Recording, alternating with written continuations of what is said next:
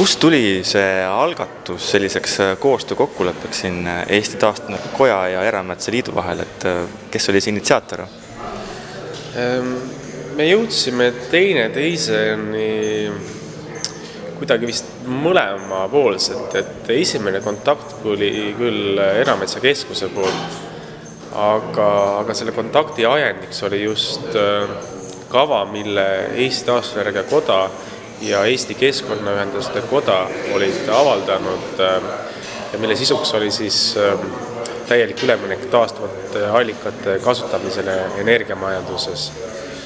Ja seal on väga olulisel kohal bioenergia kasutamine nii elektri kui ka soovismajanduses. Ja siis sellest tulenevalt tekkisid need küsimused, diskussioonid ja lõpuks leidsime, et oleks ka paslik oma koostöö mingil kujul formaliseerida ja leidsime, et kõige paremaks vormiks on siis selline kokkulepe. Mida see koostöökokkulepe endast kujutab, millised on sellised suuremad eesmärgid ja kuhu seda nagu välja võiks jõuda? See koostöökokkulepe loob siis raamistiku nendele mõtetele, mida me siis eelnevalt mõlgutasime. Et ühelt poolt loob ta teatava regulaarsuse ühistele kohtumistele, samuti paneb paika vastutajad ja need inimesed, kes selles koostöös osalevad. Ja teisipidi siis seab ta eesmärgid selleks koostööks, nagu näiteks siis teadus-arendus, rakendusuuringute läbiviimine, korraldamine, nende suunamine, siis avalikkusega suhtlemine, bioenergia võimalustest, avalikkuses rääkimine ja nii edasi, et täna just hakkasime arutama, et mis need praktilised väljundid meie esimestel kohtumistel võiksid olla ja me jõudsime ikka päris mitme teemani, et kus need huvid on väga ühte suunda liikuvad, et mida me peaks kindlasti arutama. Ilmselt sellistest esimestest konkreetsetest nagu tulemustest, kas või juba selle aasta numbrid siis nagu rääkida? Ja ma arvan küll, et me oleme siin juba kaalunud mõningaid ühisprojekte, samuti selliseid ühisalgatusi ja mis puudutab näiteks avalikkusega suhtlemist, siis ma usun, et neid tulemusi on õige pea juba näha. Millist kasu nagu erametsa omanikud sellest kokkuleppest võivad nagu saada lähiajal? Eks see kasu on rohkem pikaajalisem.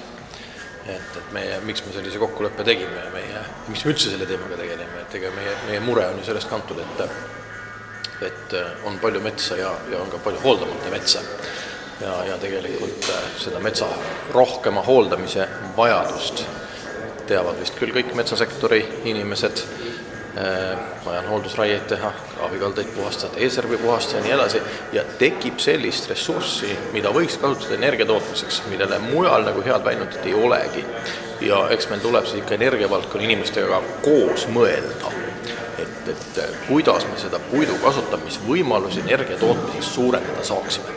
Et need ei ole sellised kiired asjad, et naksti nüüd täna tuli mingisugune kuldne lahendus, vaid tulebki pead kokku panna, teema üle mõelda, jõuda lahendusteni ja hakata neid ära viima. Kas hetkel on Erametsa Keskusel endal mingisugused analoogsed projektid nagu kas töös või nagu planeerimisel, mis seda nagu soodustaksid?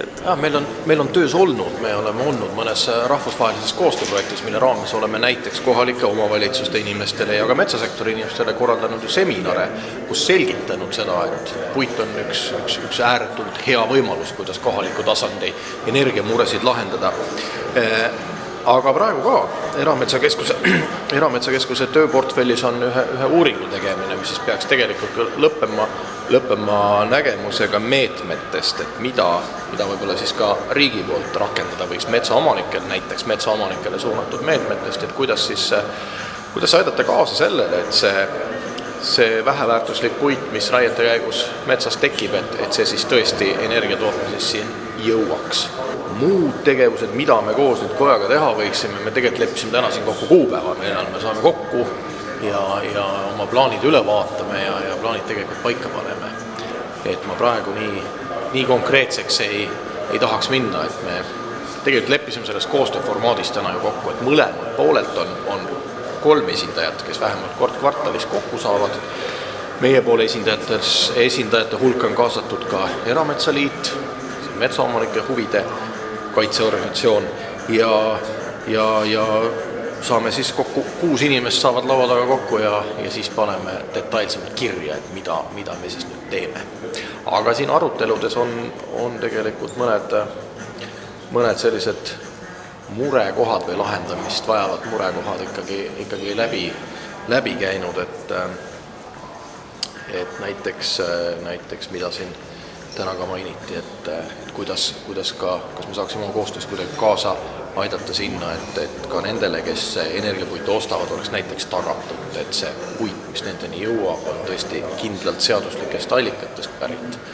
Võib-olla metsa sertifitseerimine aitab kaasa, metsaühistute süsteem aitab kaasa, kes sellist läbipaistvat puidumüügi korraldamist metsaomanikele pakuvad. Nii et ka sellised koostööteemad on laual.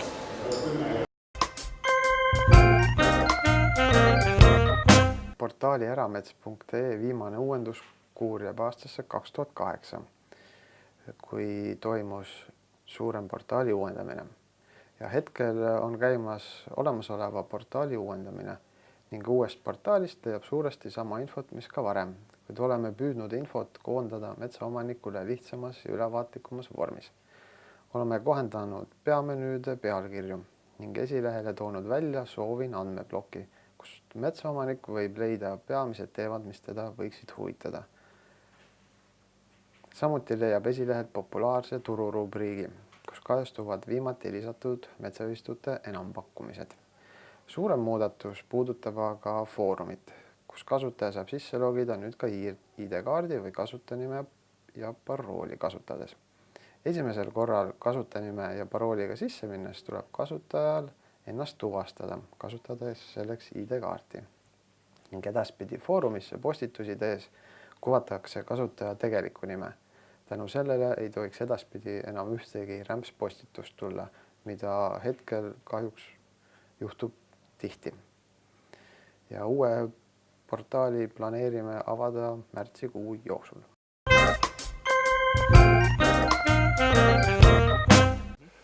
Et kui on tavaline füüsiline metsaomanik, ehk ta ei ole ennast ettevõtjaks registreerinud, ehk ta ei ole FIE-ks ennast registreerinud, et siis ta seda tööd ise üldse teha ei saa. Sellel on tegelikult iseenesest ka täiesti mõistusepärane põhjendus ka, et kui ikkagi tööde tegemise käigus füüsiline isik ise tehes kogematagi laseb selle puu siia liini peale, siis sellest tekivad kahjud on niivõrd suured, et see isik niikuinii ei suuda neid asju kompenseerida. Teiseks see sama ohutustehnika külg ja kõik taolised töökogemused. Et ega siin me ka kasutame ikkagi professionaalseid metsamehi, kellel on täisvarustus, täis abivahendid, millega siis kindlustada see, et need suured puud ei satuks mitte liini peale, vaid läheksid ikkagi teisele poole. Et see on üks külg sellel ja see on täiesti mõistuspärane. Küll aga on metsaomanikul võimalik need tööd ise teha, kui ta on FIE, füüsilise isikust ettevõtja. Siin pohal on ka tegelikult see leping ise sõlmitud energiaettevõtjaga on tegelikult FIE nimele tehtud, aga töö ise tellis see omanik siis metsaühistu käest. Et nagu isegi füüsiliselt ise ei pea seda tööd tegema, küll aga FIE-na on sul võimalus leping saada. Ehk tegelikult see füüsilist isikust ettevõtja ja Eleringi vahel siis on sõlmitud töövõtuleping. Ehk see on selle töö tegemiseks on see leping sõlmitud. Ülejäänud asjad on kõik, eks metsamaterjaliga teeb siis omanik ise, mis ta tahab ja muid kitsendusi ei ole. Ja siis selle töö mahu on siis määratud seesama, mis ma ütlesin, et on metsa hindamise leht, kus on siis kirjas, kui palju peaks siis mingisuguseid puid siin kasvama. Ja nende alusel siis peaks maksmine toimuma. Ja kui on mingid, tuleb välja, et see puidumaht ei ole see, siis kui see vahe on üle 20%, siis mõõdetakse uuesti eraldi see materjali kogus ja makstakse tegeliku koguse järgi.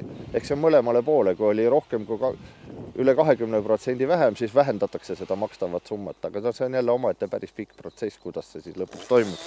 Aga selline võimalus on olemas, see on väga oluline tegelikult. Et kokkuvõtvalt võiks öelda, et on kokku ainult 4 dokumenti. Kõigepealt on see, esitatakse metsateatis, raadamise metsateatis, siis sõlmitakse töövõtuleping, mille üheks osaks on ka see metsa hindamise protokoll ja siis on pärast luba elektripaigalduse kaitsevööndis töötamiseks. 4 dokumenti ainult esialgu ongi vajalik, et siin seda tööd alustada saaks. Selle dokumendil on ka muidugi peal tähtaeg, et mis ajast, mis ajani seda tohib teha. Vot ja nüüd ongi niimoodi, et siis metsaühistu teeb siin selle töö füüsiliselt ära ja pärast makstakse siis see tasu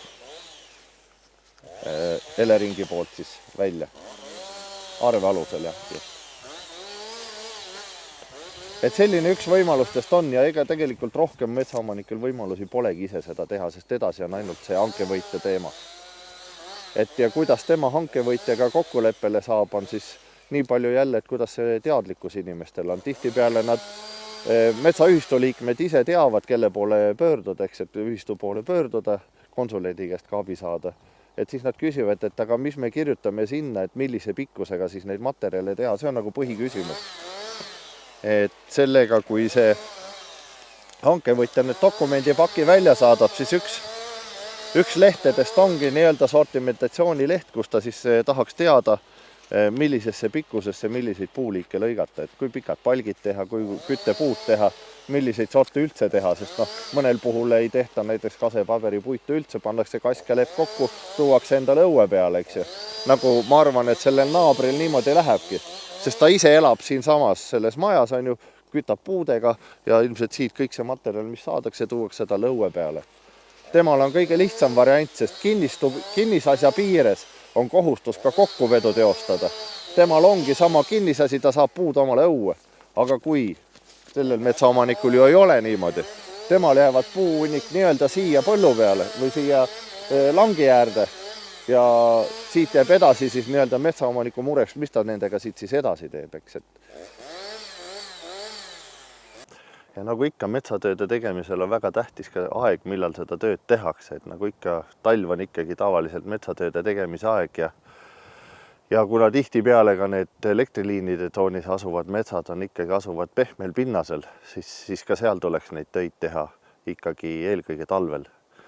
Suvel tegemisel tegelikult ka teine mure see, et põllumajandus on ju ka meil üpris hästi harenenud ja ega üle põllu ei saa ju suvel ka metsamaterjali vedada. Tavaliselt on ikkagi tee ja metsa vahele jääb mingi põld, kus kasvatatakse põllumajandustooteid ja sellepärast nende kasutamine suvisel ajal ei ole hea. Aga väga oluline põhjus on siiski ka see, et see pinnas on tihtipeale pehme ja seetõttu ei saa seda suvisel ajal väga teha. Seetõttu on alati ka võimalik metsaomanikul ikkagi oma tingimustesse sättida, et see liini hooldustööd ja liini laiendustööd tehtakse külmunud pinnasega, et siis metsamaterjal kindlasti saadaks õigel ajal kätte ja see ei rikneks ja metsaomanik oma tulu ikkagi lõpuks saaks sellelt.